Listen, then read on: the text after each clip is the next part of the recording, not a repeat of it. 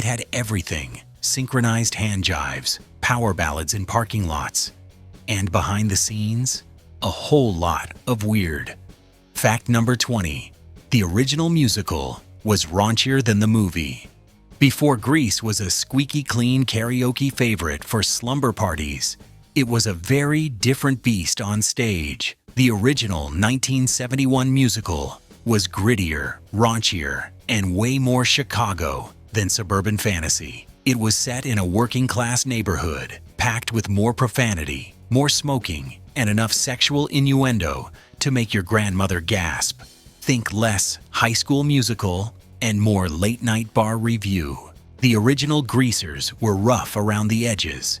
No beachy montage or pastel optimism. When Hollywood got hold of it, they gave it a shiny polish, moved the story to the suburbs, and toned everything down for a wider audience. So next time you're singing Greased Lightnin' at a wedding reception, remember, the stage version was the one your parents definitely wouldn't let you watch. Fact number 19. The T-Birds were originally called, what now? T-Birds. Cool, slick, edgy. Burger Palace boys? Extra pickles, please? Believe it or not, that was the original gang name in the stage version of Grease. That's right. The same dudes who sing about carburetors and seduce cheerleaders under bleachers were once named after a diner menu item. It's giving more greasy spoon than grease lightning. Thankfully, by the time the movie rolled around, someone with sense said, yeah, let's make them sound less like they deep fry onion rings for a living. And thus, the T-Birds were born. A name that actually fits a gang who strut like Elvis and break into harmonies mid-parking lot. It's probably for the best. Can you imagine Danny Zuko introducing himself like, hey, I'm the leader of the Burger Palace boys? Yeah, neither could Travolta. Fact number 18. The director's theme song got rejected by Barry Gibb. Here's a fun one. Director Randall Kleiser had a specific opening song in mind for Grease. He tapped songwriting legends Charles Fox and Paul Williams to do it. Solid pick, right? Yeah, too bad the producers had other plans and didn't bother telling him. Robert Stigwood and Alan Carr pulled a little musical coup and secretly commissioned a theme song from Barry Gibb of the Bee Gees. The result? The funky, falsetto-heavy disco bop we all know as Grease, sung by none other than Frankie Valli. Kleiser was, let's say, less than thrilled. In his words, it didn't fit the period, and he's not wrong. The 1950s High School Musical opens with a 1970s disco beat. But you know what? It worked. That song slapped. And it's still a karaoke staple. Moral of the story? Never underestimate the power of a BG. Fact number 17. Henry Winkler said no and regretted it. Imagine Grease without John Travolta. Now imagine Danny Zuko, played by the Fonz. That was almost our reality. Henry Winkler was offered the lead in Grease, but he turned it down, terrified of getting typecast as yet another leather-jacketed greaser. To be fair, he wasn't wrong. He had been slamming jukeboxes and A-ing for years on Happy Days. But still, ouch. Years later, Winkler admitted he regretted it. Big time. While Travolta moonwalked through a second career-making hit, right after Saturday Night Fever, Winkler was watching from the sidelines, probably muttering, "That could have been me." The irony? Travolta also wore a leather jacket, and somehow he didn't get typecast. Maybe it was the hair? So the next time you see Zuko suavely dancing through Rydell High, just remember, the Fonz could have been driving that greased lightning. Fact number 16. Travolta was already singing Greased Lightning on stage. By the time John Travolta became Danny Zuko on screen, he already had Grease under his belt. Literally. Back in the day, he toured with the stage production as Duty, the nerdy, guitar-toting T-Bird. Not exactly heartthrob material, but hey, everyone starts somewhere. So yes, Travolta was already belting out Greased Lightning. before it was even his character's song. In the stage version, it's actually Kenickie who leads that number. But once the movie rolled around, and someone remembered Travolta had just come off Saturday Night Fever, they did the logical thing. Handed him the spotlight, the car, and the high note. Duty who? So, if you're wondering why Danny Zuko suddenly hijacks Kenickie's big moment and turns it into a full-on disco fever dream, now you know it wasn't favoritism. Okay, it was favoritism. But at least he earned it. Fact number 15. Kenickie played Zuko on Broadway. Talk about a glowdown. Jeff Conaway played Danny Zuko on Broadway. He was the guy with the hair, the strut, and the tell me about it stud energy.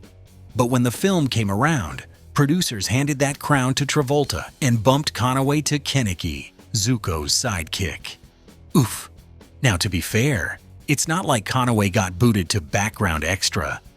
Kenickie still gets a cool car, a love interest, and an impressive amount of screen time. But let's not pretend trading in leading man for greasy best friend doesn't sting a little. At least he kept things professional. Mostly. He and Travolta had worked together before and reportedly remained tight. Still, hard not to picture Conaway mouthing Danny's lines off camera like, "I could have nailed that scene." Fact number 14. Olivia Newton-John couldn't do an American accent. Trying to get the American accent or what? No, I didn't want to change my accent because I thought, That's you. that this is me. Sandy was supposed to be the all-American girl next door. There was just one problem. Olivia Newton-John was very much not from next door. She was from Melbourne. And when the producers had her do a screen test, they realized something. That accent wasn't going anywhere. So they rewrote Sandy, just made her Australian. Problem solved. Suddenly she was a transfer student from down under. Because that's how Hollywood works. Don't fix the accent. Just change the continent. To be fair, Newton-John nailed the rest of the role. Sweet, vulnerable, powerful pipes. But she also had only 2 acting credits and 0 American vowels.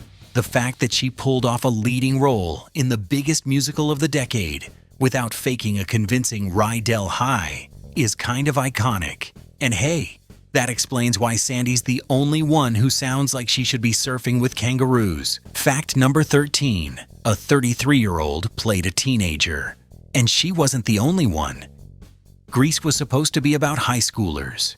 You know, acne, braces, and cafeteria mystery meat. But the casting director said, "Hey, how about middle-aged?" Stockard Channing, who played the tough and sassy Rizzo, was 33 during filming. Yes, 33. Playing a 17-year-old? And she wasn't alone. Jamie Donnelly, who played Jan, was pushing 31 and had already started going gray. They dyed her hair black for continuity.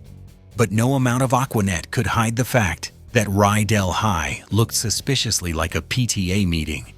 To their credit, these ladies crushed it. Rizzo's iconic side-eye and Jan's bubbly charm were flawless. But let's not kid ourselves. Today, these casting choices would cause a TikTok meltdown. Back then, totally normal. Because in the world of Grease, puberty is optional, and homeroom apparently starts at age 29. Fact number 12. Tom, the jock, was cast last minute. If you thought Tom, Sandy's rebound heartthrob, seemed like he wandered in from another movie, you're not wrong. He was barely in the script, had 0 lines, and was basically there to flex, smirk, and get ditched. But here's the kicker. He wasn't even the first choice. Or the second. First, they cast Stephen Ford, yes, the president's son, but he bailed with a case of stage fright. Then they went after Mark the Bird Fidrich, a real-life MLB pitcher. Cool idea, except he was actually pitching and couldn't make filming. So in walked Lorenzo Lamas with a charming jawline as the last-minute, no dialogue backup to the backup jock. Honestly, he nailed it. He gave off just enough handsome dummy energy to sell the role without stepping on Zuko's spotlight. Moral of the story, always be ready. You never know when Hollywood needs a silent backup boyfriend. Fact number 11.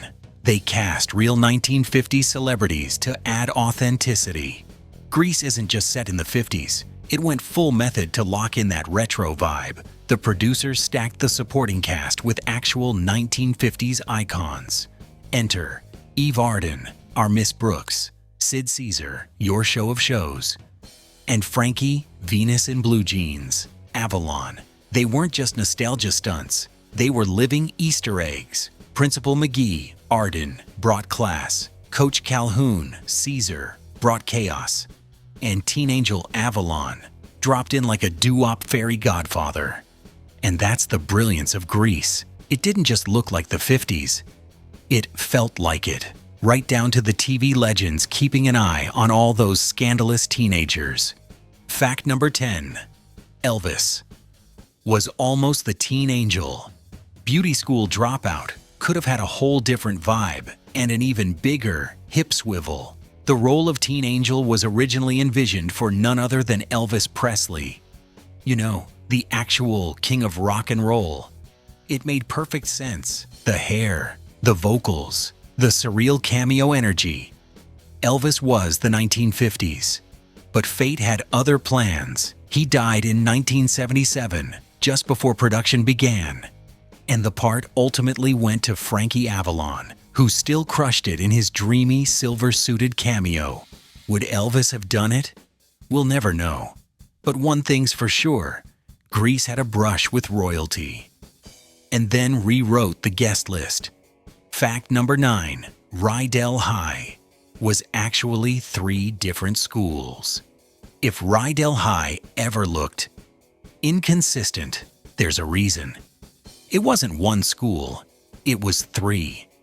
The filmmakers Frankensteined the perfect 1950s campus from locations all over Los Angeles.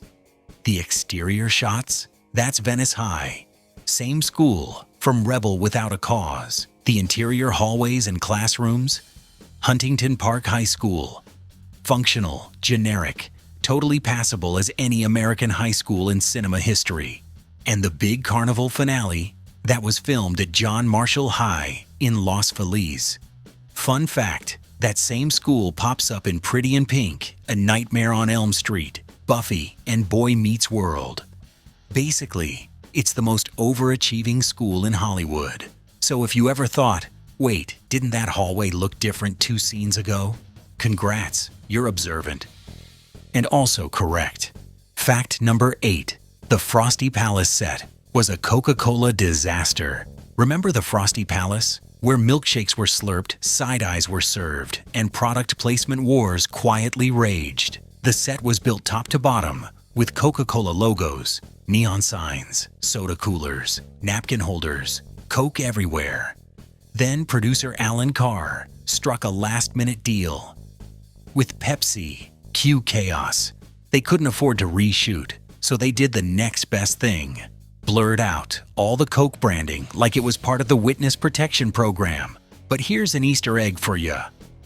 One Coca-Cola cooler made it through unedited, and Pepsi didn't even complain. They just let it slide, probably too exhausted to care.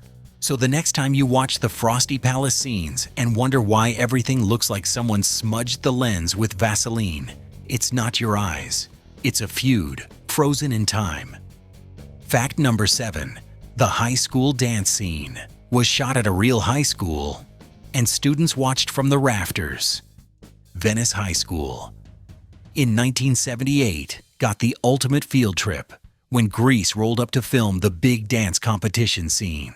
But here's where it gets interesting. While the cameras were rolling down on the gym floor, real students were crammed into the rafters like they were watching the Beatles perform, trying to catch a glimpse of John Travolta doing the hand jive. Some of these curious kids even made it into the final cut as background extras, which means there are probably middle-aged people today who can point to the screen and say, "That's me getting heat stroke while watching Danny Zuko dance." Because make no mistake, that gym was hot, sweaty, and absolutely chaotic. The elaborate lighting setup turned the place into a sauna, and extras were literally fainting from the heat. What you're seeing on screen isn't just great acting. It's barely controlled mayhem. It's the kind of authentic chaos you can't fake, which is probably why that scene still feels so electric decades later. Sometimes the best movie magic happens when you just let real life crash the party. Fact number 6. Sal Mineo's name got replaced in a song. Look at Me, I'm Sandra Dee is pure 1950s name-dropping sass. But one of those names didn't make it to the final cut. In the original stage version, Rizzo sings, "No, no, no, Sal Mineo, I would never stoop so low." But in the film, it's Elvis instead. Why change? A tragic real-life twist. Sal Mineo, star of Rebel Without a Cause and all-around teen idol, was murdered in 1976 just before filming. Out of respect, the lyric was quietly rewritten. But here's the eerie part. The cast filmed that scene on the same day Elvis Presley died. Suddenly, swapping out one doomed celebrity for another felt haunting. So yeah, what was supposed to be a cheeky jab at teen purity turned into a double dose of Hollywood ghost stories. Somewhere Rizzo is rolling her eyes at all of this, but maybe with a hint of respect. Fact number 5. Grease made a boatload of money. Let's talk numbers. Grease didn't just do well. It bulldozed the box office in 1978. It opened at number 2, jumped to number 1 in week 2, and stayed there long enough to make accountants weep with joy. Final tally? $132.5 million domestically during its initial run. That's over 20 times its $6 million budget. And that's not even counting the re-releases. Add those in, and the total soars to over $366 million worldwide. For context, that made Grease the highest-grossing musical of all time until in 2012, Les Miserables took the throne. And even then, Grease held the U.S. crown until Beauty and the Beast in 2017. Not bad for a movie starring 30-year-old teens and a car that flies off into space. So next time someone tries to call Grease just a campy sing-along, kindly remind them this sing-along bought someone a beach house in Malibu. Fact number 4. The soundtrack was almost bigger than the movie. If Grease the movie was a pop culture juggernaut, the Grease soundtrack was a full-blown sonic stampede. It hit number 1 on the Billboard album chart and stayed there like it paid rent. By the end of 1978, it was the second best-selling album of the year. And guess who held the number 1 spot? Yep, Travolta again, with Saturday Night Fever. That man was 1978. The soundtrack didn't just sell. It spawned 3 number 1 singles, Grease, You're the One That I Want, and Hopelessly Devoted to You. That's 3 chart toppers from one movie about a high school makeover. Even people who've never seen the film can hum those tunes on command. If the movie made history, the soundtrack made eternity. And maybe one too many wedding playlists. Fact number 3. Travolta insisted Newton-John redo her close-up in You're the One That I Want. Sometimes being a good scene partner means knowing when your co-star deserves a better moment.